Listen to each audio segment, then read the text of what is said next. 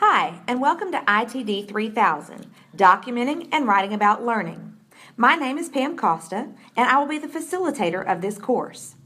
I've been working at Trevecca since 2002, and have had the privilege of working with the adult student population for the majority of that time. I've lived in Nashville all my life, and earned both my bachelor's degree and master's degree here at Trevecca. You may find it interesting that my parents met at Trevecca. I'm an only child. I live in my childhood home built by my grandfather, and like a lot of other women, I enjoy shopping and traveling.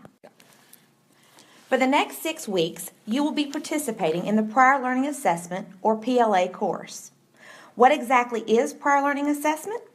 Well, PLA is a process by which you can earn university credit for various university-level learning experiences you have had in your professional or personal life. Because Trevecca recognizes that college-level learning often takes place outside of the traditional university setting, your past experiences and knowledge gained from work or employer training programs, hobbies, volunteering, or other sources may be equivalent to college-level credit. If you can demonstrate what you have learned through writing and documentation, then Trevecca will award you college credit for that learning. This option saves you both time and money. Keep in mind that this course will be different from any other online class at Trevecca, especially in the first 2 weeks. Deadlines within the week have been put in place to serve as benchmarks. You will need to complete certain assignments prior to moving on to another assignment. Each item builds on the previous. Let's first differentiate between the two options you can pursue for credit. One is a professional schools and training, or PST write-up. The other option is to write a life learning paper, or LLP.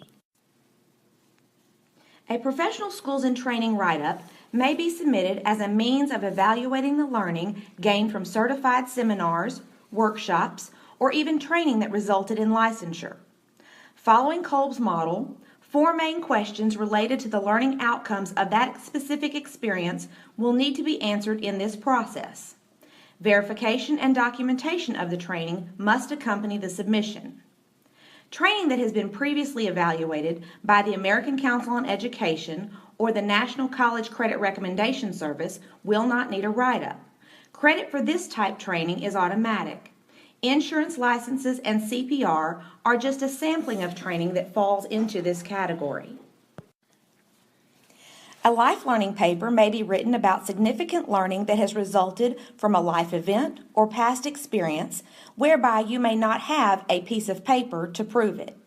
Topics could include, but are not limited to, marriage and family, divorce, death, or even coaching. This paper will also follow Kolb's model of experiential learning, which consists of a 4-part analysis and reflection of that experience. The actual experience will be described, as well as what was observed or discovered from that experience. The paper will also include a section on how what you learned is supported by theory and research.